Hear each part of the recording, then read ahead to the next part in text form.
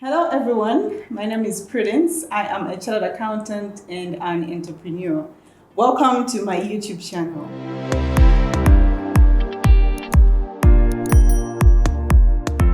Today we're going to talk about the 5 steps you need to take to get on top of your finances. As it is a common theme on this channel, you should know that we talk about all things finance, which is in relation to your personal finances, to small businesses, and we also talk about books and movies and general lifestyle tips, but all centering around the topic of finances. Now, if you want to get into like buying or building a house, if you want to start investing, if you want to be debt-free, if you want to travel, the first thing you need to do is to get on top of your finances.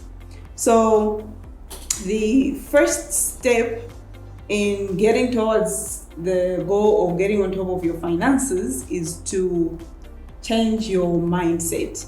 I know it sounds a little cheesy, but that's what we need to do. Your mindset plays a great role into the things that you achieve. I say it again and again, what you think and what you say about yourself usually becomes a reality. Actually, not usually, always becomes a reality because you are what you think. So the first thing that you need to do when it's regarding your finances, it is to change your mindset. So if you are usually thinking thoughts like, I never have enough money, I never budget, I never get things right, money is so difficult to find, all those negative things, if you say that, you need to stop. That's the first thing you need to do. Stop saying those negative things about money to yourself and start thinking positively. So the opposite thoughts of that would be, I can get on top of my finances, I can be debt-free, I can learn to manage my finances. And the fact that you're watching this video is a good first step. It means you know what you want and you know you are willing to learn to do whatever it is that you need to do to get to where you want. So change your mindset. Money is there. If people have money around you, there's no reason why you shouldn't have money. It just needs you to change a few things and start doing a few things. Before I proceed to step number 2, I ask you to please like this video, subscribe to our channel, and hit that notification bell so that you are notified every time we upload new videos. And our content is good, so yeah, hit that bell. So tell yourself, money is available for me to find, money will come to me, money is an easy thing for me to manage. It's easy to find money. It's possible to find money. I know what to do to get money. I can manage my finances well. I'm good with money. Tell yourself those things. So number 1, change your mindset. Number 2, in order to get on top of your finances is to self-audit. So you need to self-audit yourself in terms of your financial position.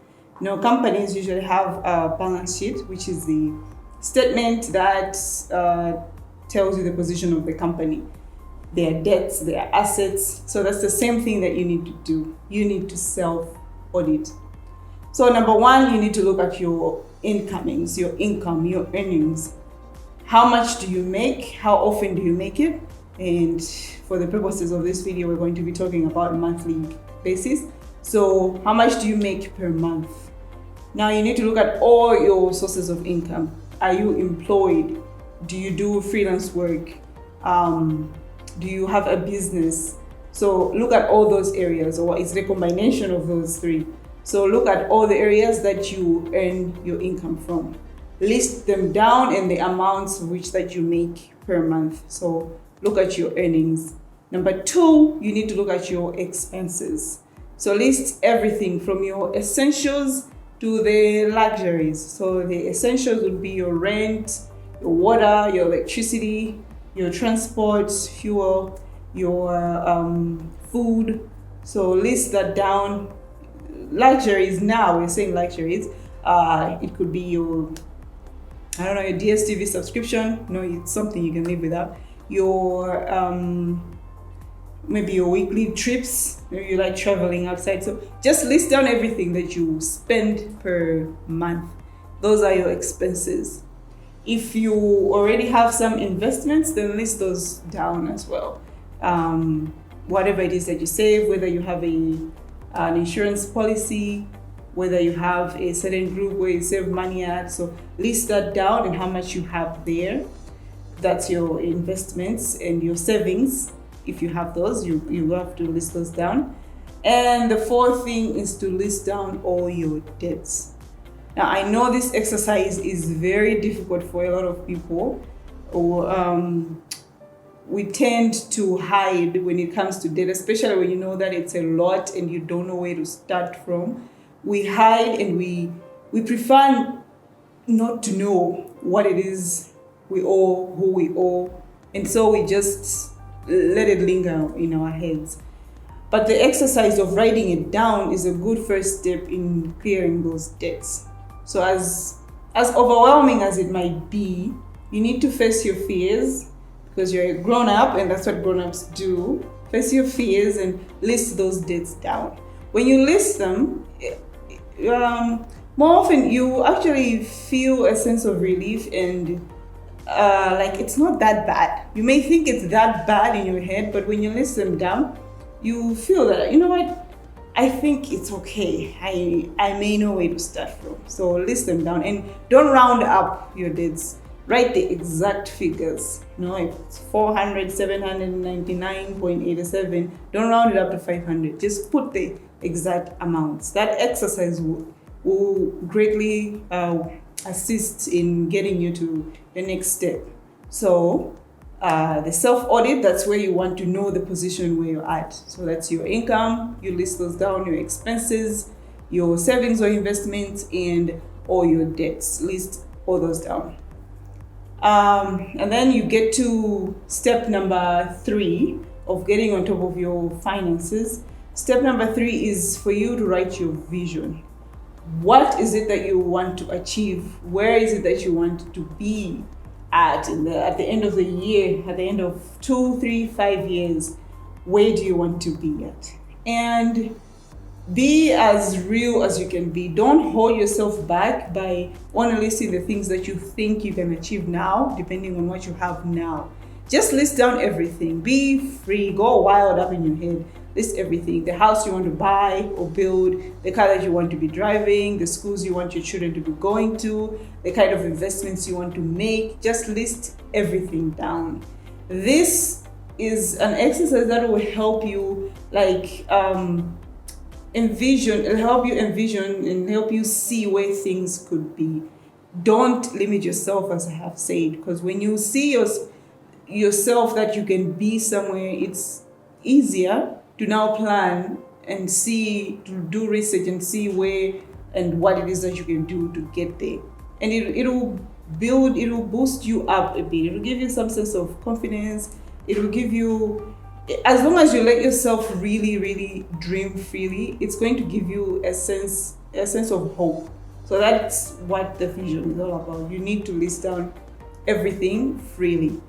That step does not take long. It shouldn't take long if you are really giving yourself permission. But if you are holding yourself back, it's going to take you a while. I hope you're enjoying this video and you're getting some value from this video. So if you are, I ask you to please like it, subscribe to this channel, and hit that notification bell so that you're notified every time we upload new videos.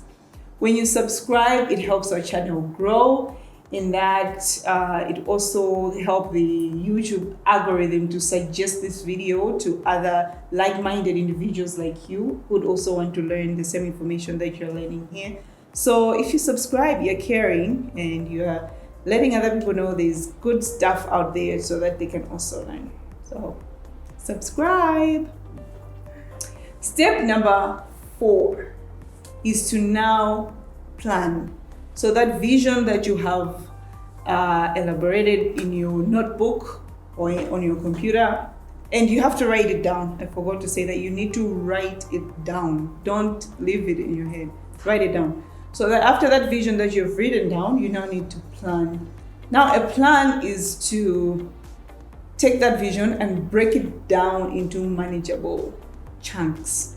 So if it was a 5-year vision, you need to break it down year on year, and you need to break it down on topic by topic. You can't start from saving zero to thinking you're going to start saving 50,000 a week. It's not going to happen. And if you give yourself those kind of goals, you're just setting yourself up to fail, which is not fair on you. You need to be fair on yourself. You need to be graceful. You need to give yourself time. So take that vision and break it down.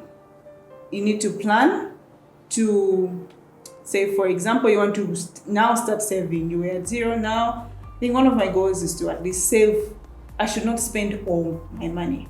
Now, in case, let's just say you earn 300,000 a month and you spend 350,000 a month. Yeah, you're not doing good. So you need to change that. That could be the first thing, to stop spending more than you earn.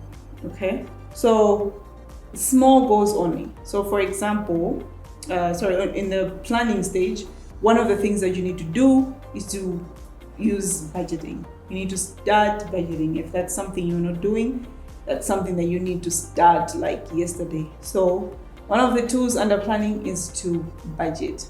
Tell your money where it needs to go and stick to it. And if you are just starting out budgeting, it may take a few months to get it right, maybe 3 months or so. That's okay, as long as you are budgeting month on month. So tell your money where it needs to go, not the other way around. The second thing under planning is to now tackle your debts. So remember that self-audit that you did by listing out all those expenses, those income, those savings, and those debts. Now bring those debts to the planning stage. You've just listed them down in step 2, but in step 4, you are now planning properly on how to pay off those debts. So you may start with paying off the smallest amount, or you may look at clearing off your debt by paying off the ones that have high interest. I will do a separate video on how these two methods differ, because one is called the debt snowball and the other one is called the debt avalanche method. So I'll explain those in detail in our upcoming videos. But the point I'm trying to make here is that all those debts that you listed down, you now need to have yourself a detailed plan as to when and how you're going to pay them off. If you need to renegotiate some of those, this is the time to do that. You need to call off those people, those institutions that you owe, to try and get on a new payment plan that's reflective of the position that you are in, that you know that you are truthful at and you manage to pay. So call them up. This is also another difficult stage, but it's something that needs to be done if you really want to now to one day claim that you're financially free. And we're all people. If you're in debt, you're not the only one. You will not be the last one. There are so many people who are in debt. And for people that are owed, the people that you owe are sometimes, not all the time, but most times they are willing to listen to you, because all they want is to get their money back. So if you are truthful and tell them that, you know what, I cannot manage that 100 a month, how about we trim it down to 70 per month? Most of them are willing to accept that, as opposed to forcing you to say that no, it has to stay at 100, yet you keep failing to fulfill that amount. So that step, you need to take it, difficult as it may be, but it's necessary. And don't be hard on yourself. Don't be hard on yourself, especially on this debt thing. Forgive yourself about those past mistakes that you did that led you to that position, but tell yourself it's okay, because it is okay. You will get out of it. Then the third thing under planning is to automate your payments.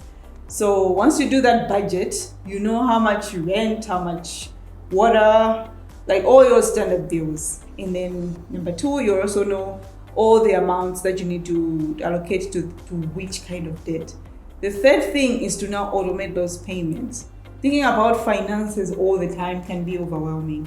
But, in this new world with all this technology around, one of them being automated payments, it's a good thing to use them. So use that automation, whether you just set it up to your own account, that it will automatically deduct amounts, send them to whoever, pay whichever bills, that's great. Whether you need to actually write your bank to tell them to create like standing orders, that's fine too. But use that automation. The little tedious work that comes with managing your finances should be allocated to automated payments if possible. That will make your life a lot easier. And then the fourth thing under planning is to invest. Everybody needs to be an investor in anything that is investable. Of course, you need to do your research about what it is you're investing in, but you need to invest in something. So stock exchange, insurance policies,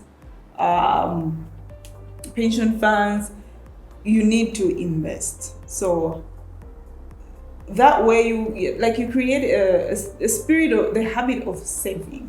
Okay, so that thing has to come from your budgeting. First, the investing part needs to start from your budgeting. So when you're telling your money where to go, expenses, bills, you need to allocate some to savings, some to investing, as you're doing with those debts. So yeah, the fourth thing under planning is to invest, because when you do that, your money starts to grow, and at the end of it, that's what you want by the end of the day, so that you can now claim to be financially free. And investing doesn't mean for you to have millions and millions of money. With a few thousands, you can manage to start investing. Again, I'll do a separate video just specifically about investing in our upcoming videos. Step number 5 to getting on top of your finances is to now find a support system.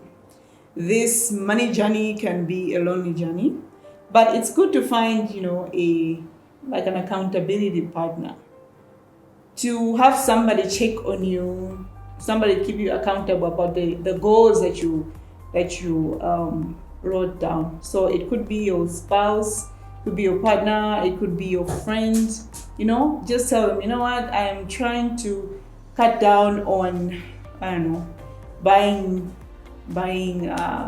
coffee every morning at Mac and Bean. Please monitor me. So that friend can call you maybe every evening or every morning, the time that you usually buy that coffee, to say, hey, where you at? Just so they keep you on track. And at the end of the week, how much money did I save? If they are, cheering you up, that is some motivation that can now push you to now also take another step, like maybe cutting down on TV expenses little by little until you get out of debt, and then invest well and save well. So step number 5 is just to get a supporting accountability partner. So to summarize, our 5 steps for you to get on top of your finances is to, number 1, change your mindset. Think positive thoughts only about money. Number 2 is to do a self-audit of your financial position, from your income, your debts, and your expenses, and your savings. Number 3 is for you to write your vision. So write down what it is that you want between now to the next 5-10 years, and be as authentic as you can be. Number 4 is to plan your vision.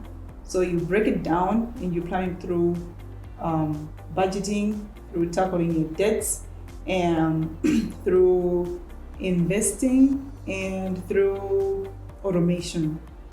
And then number 5 is for you to get a support system or an accountability partner, somebody to check on you, somebody you can report to, sort of, about how and what steps you're taking on your journey to financial freedom and how you're doing it. I hope you enjoyed this video, and I hope that you've picked 1 or 2 things that you can use to get yourself to financial freedom. Financial freedom is something that we should all attain for and we should all be able to achieve. Once again, subscribe to our channel and hit that notification bell so that you're notified every time we upload new videos. Until next time, thank you so much for watching. Bye.